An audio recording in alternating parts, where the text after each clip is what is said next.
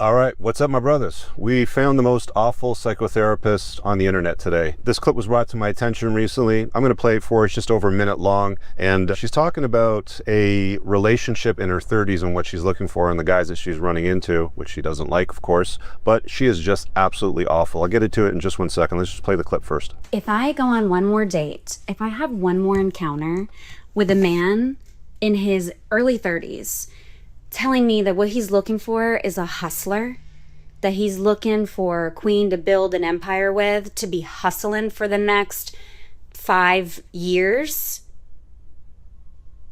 I'm officially tapping out, because what y'all don't get is us girlies in our early 30s, we've been hustling. We fell victim to the girl boss and we was girl bossing for the last decade. We went to school, we started our businesses, we bought houses, we've been doing this on our own. We've been on our independent woman and you talking to me about hustling another 5 years? My mans, I'm trying to have some babies.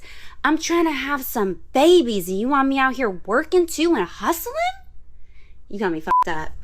All right, let me just have a quick look at the comments over here, because somebody asked right away, they said, why does she talk so ghetto? And I responded to them, basically who she's been dating, essentially. So I posted this with some context. I said, I'll translate. This chick is absolutely awful. She speaks like she's low-class trash. It shows the kind of men that she's dated, and she wants kids now that they've all ran through her. The men that she's dating now can't provide for a family and want an equal partner to hustle with. Both are delusional. Let's have a conversation about that. So she's your typical boss girl, sort of Tomi Lahren kind of chick that goes to the internet. I'm not sure what it is with, women today sort of going to the internet and social media to complain about their dating life and the fact that they can't find what it is that they're looking for. But it seems like there is no shortage of gals doing this. And I keep getting clips like this all the time, so I'll just keep reviewing them. But this is a psychotherapist and a /sexologist. I'm not sure what a sexologist is. Maybe some in the comments can tell me. But she's got a reasonably popular TikTok account. We looked it up, and she's sitting there talking about she's in her early 30s and she's ready to have babies, and why won't men step up, and why are men asking her to hustle with them? Now, I'll be honest with you, I felt victim to this when I was a younger man as well too. I think around the same age, late 20s, maybe early 30s, I was thinking to myself around the same time, I'm pretty successful. I just got my first house. Life is together. Let's find a good gal and maybe build something together, like the Twin Towers. We'll go and rock it together. Like, we'll build something of some significance side by side. That's the way that I was thinking at that time. And like I said earlier, in response to that video, both are wrong. I'll deal with her in a second. You're wrong as a guy thinking that you should hustle with a woman. You're wrong as a guy thinking that it should be some kind of an equal partnership. You're wrong as a guy thinking that it's something that you should do together. There's only one driver's seat in a car, guys. There's only one person that can drive the car. There's only one chief in the tribe. There's only one CEO in a company. There has to be a leader and there has to be a follower. There has to be somebody that's being adored, and there has to be an adorer looking up to that individual. And fundamentally, for the vast majority of cases, that's the guy. Because she doesn't want to look down to somebody that's lower than her. Women are hypergamous. They always want to look up to a better guy. They don't want to look across at a guy. They don't want to look at an equal normally. They certainly don't want to look down at a guy. So fundamentally, what she needs to say, which she won't, is that she needs to be with a giant. She wants the guy to be in the driver's seat. She wants him to take control. She wants him to lead. She wants him to make choices for them together. And she wants children. And he should provide for that family and protect her and give her those children, is essentially what women need to say. The problem with that in today's modern world, the way that we operate, is that fundamentally the most important quality in mate selection when you're looking for a woman is looking at her as mom material, as mother stock, as the kind of woman that's going to raise your children and give you a wonderful family. And women that have been run through by a lot of guys make a very, very bad choice for men. So there's a study. This study ruined marriage for me forever. But there's a study, it's called the Teachman study. You can go look it up. They collect a lot of data about women and their past, basically the amount of men that they had slept with. And essentially, they stopped collecting the data. There's two different versions of the study, after about 11 and after about 20. But essentially, after about 2 or 3, the data just goes straight downhill. You marry a virgin, you got about an 80% chance of that marriage working out, her being happy, you guys sort of going off in a perpetuity and never getting divorced, right? That's ideal. I mean, you don't want, like, family law is very hostile towards men. You don't want to be giving up half your shit for somebody that's crazy, right? But the vast majority of women aren't that anymore. they've shared their body with a whole bunch of guys. Again, the data goes right downhill, and it goes down to about mid 20%. Like, her chances of being happy, being able to form a strong monogamous pair bond to you goes down dramatically after about 3 or 4, and just keeps going downhill from there. And, you know, when they're collecting this data, stopping somewhere between, you know, 10 or 11 or 21, that's like mild for a lot of women today. For a lot of gals, when they get to the 30s, like this psychologist over here, this sexologist, they have a number that's generally substantially higher. I'm just being honest, usually substantially higher. They usually don't advertise it. They don't wear, you know, a t-shirt that says I've been with a certain, there's no tattoo stamped on the forehead that says, you know, my mileage may vary or whatever, you know, like a high mileage car. But the problem is that they go out there essentially as a high mileage car, trying to sell it at new vehicle prices. And you can't demand new vehicle prices as a high mileage vehicle. It's like a Ferrari with 100, 200,000 miles on the clock being advertised at brand new prices at MSRP or slightly over MSRP. You know, the exaggeration and the delusion is quite real.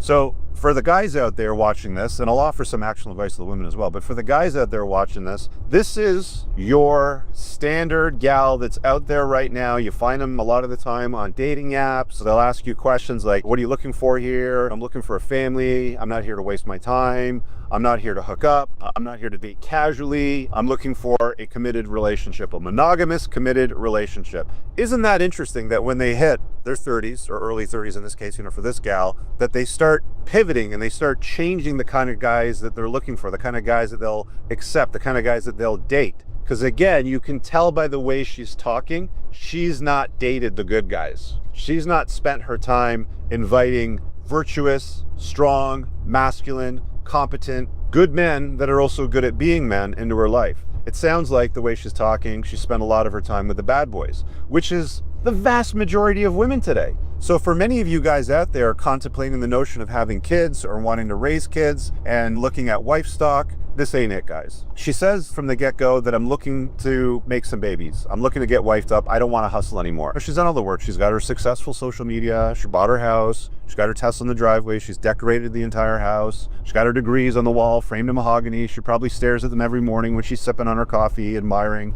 the mahogany frame and the little letters after her name about her accomplishments. She knows who she is as a woman. But I mean, the thing is that guys don't care about that. We're not interested in accomplishments, in her decoration, in her degrees. I've said this many times before. No guy ever looks at a degree on a woman's wall and goes, "Oh, that's a hot degree, man. That's just doing it for me. That's something else, baby." No.